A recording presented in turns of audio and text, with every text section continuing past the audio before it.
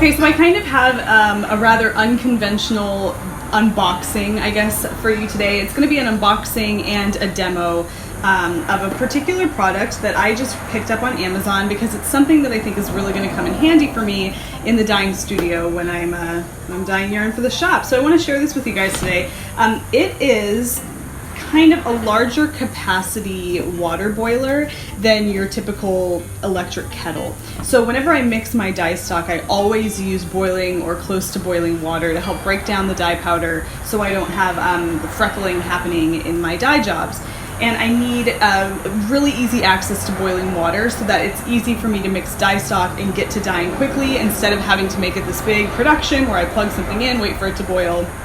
You get it. So I want to have boiling water on hand pretty much immediately when I need it for my dye stock. And so what I decided I was going to do, instead of using what I typically use, which is just this little dinky electric kettle, this isn't really working for me anymore. I need far more dye stock at the ready than this is capable of handling in a reasonable amount of time. So now this is great if you're just starting to dye yarn, if you're doing it as a hobby, if you're just doing it for yourself. This is actually a really great tool to have in your dyeing studio because you can boil water really quickly in this. You can use it to mix your dye stock. It's fantastic. But for me right now, it's just not enough capacity at this point. It's a little bit too small. So I needed an alternative to this, something that would be easy for me to just plug in and go. Okay, so what this is a Pyle. I'm going to show this to you the best I can here.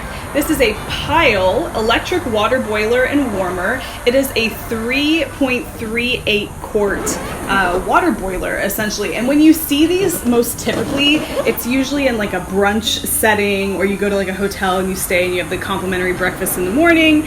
You can mix your tea or your coffee or what have you in one of these. That's where you typically see something like this. So that's why this is maybe like a little bit of an unusual unboxing, because it's not like this is any new revolutionary product. But my application for this particular item is a little bit different. So we're gonna go ahead and open this up, see what it looks like on the inside, and then we're gonna test it out and see if it's as great as I hope it's going to be for keeping my water boiling hot and at the ready for when I need it for my dye stock. All right, so here it is. This is the Pyle electric water boiler and warmer. I'm gonna go ahead and open it and we're gonna see what we're working with here.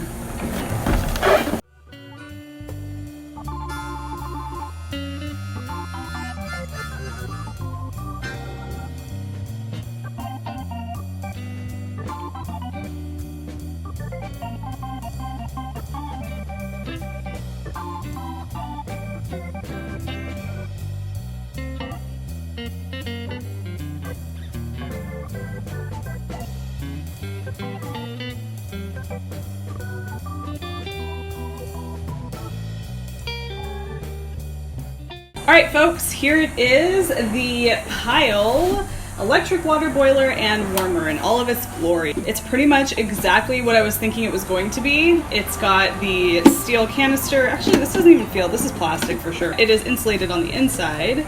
And let's see, how do we open this? Okay, here's our top. This is what it looks like on the inside. Pretty fancy. Inside is what I believe to be stainless steel. This looks like stainless steel. This is kind of like the lid compartment here. It has like a suction type closure. What is this? We have a little something around.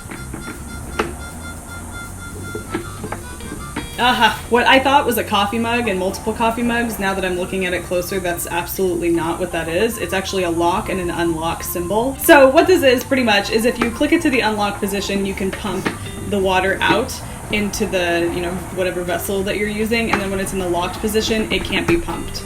Makes sense. Perfect sense. Okay, so moving on. What happens here is we fill it up. This is the water meter right here. It tells you how full it is. Pretty basic, just like your normal household coffee pot. This is the open latch.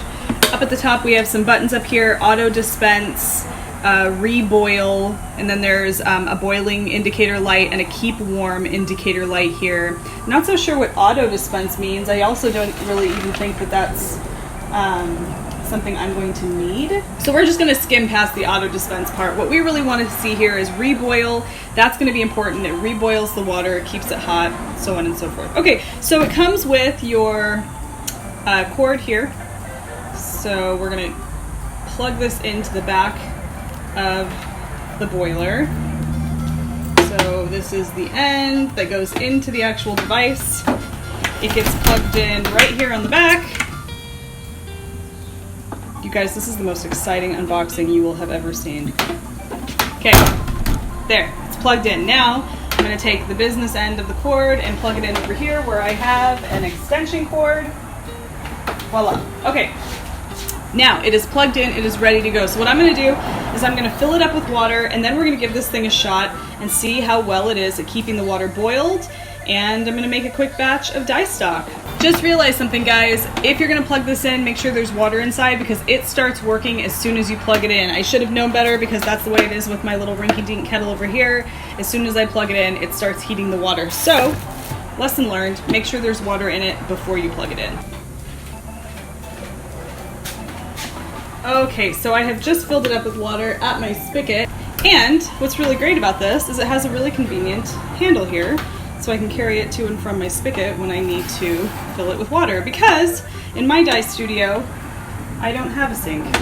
One day, a girl can dream. All right, folks, it is time to plug it in. I'm gonna go ahead, plug it in, and it is set to boiling. So come on over here and look at this. The top of the device, you can see here. So this is the reboil button, the auto dispense button that I'm not really sure how to use that yet. And then we have the boiling indicator and the keep warm indicator. So we're waiting, I believe, for this boiling indicator to change color or turn off. Let's go ahead and look into that. Okay, so, whoa, hummingbird just came into my garage. Wow, all right, moving on. Okay, so here, this is the meter that shows you how full it is. As the water drops, you'll notice that the water level will lower here as well. So that is completely full and it's ready for me to have on the ready when I need it for making dye stock. So let's go ahead and let this thing boil and we'll come back. Okay, so I am now at the keep warm stage of this process. So here is my boiler, and if you look down at the display, you can see that it is now at keep warm. That is indicated here. Yep, green.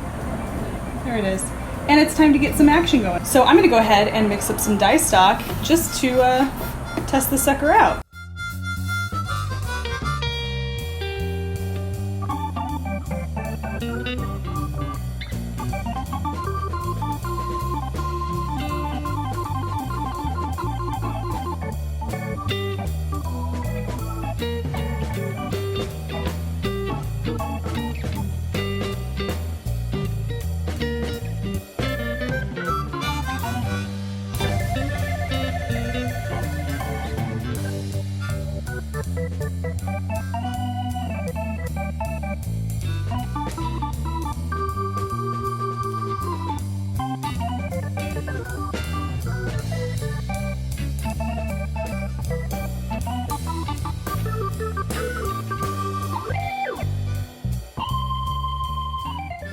So here is my dye stock.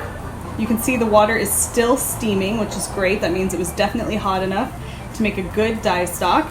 And I'm pretty happy with it. I think that this is definitely going to come in handy, but you know, it's a repeated like pump down on this little button up here. I'd have to hold down, the water comes out relatively slowly. I mean, it's not super fast. The advantage here is it holds water, a lot more water, and it keeps it hot so I don't have to keep plugging it in. I typically don't make giant batches of dye stock in advance. So when I dye yarn, I work with smaller amounts of dye stock as I go. So I think this should be just fine. The only thing that I think might be better had I just gotten an electric kettle that held more water is just the ability to pour water faster, I guess. I guess speed would be the only thing. But this just holds far more water and is going to be a lot better for me, I think, in the long run, capacity-wise. So I'm happy with it. It made, you know, it boiled the water and it's keeping the water warm. It's a plug-in and go type situation. It's built pretty well. And it wasn't very expensive. I think it was like $48 on Amazon, which, I mean, I guess that's kind of pricey, but for something like this that'll come in handy, I don't mind. So yeah, pretty happy with it. So I'm gonna go ahead and jar up this dye stock for later and get myself out of this crazy muggy heat because I am really drenched in sweat right now, and I want to go inside with my family and have a nice cold beverage. So I will see you guys again on the next episode of Tips from the Dyeing Studio. Bye!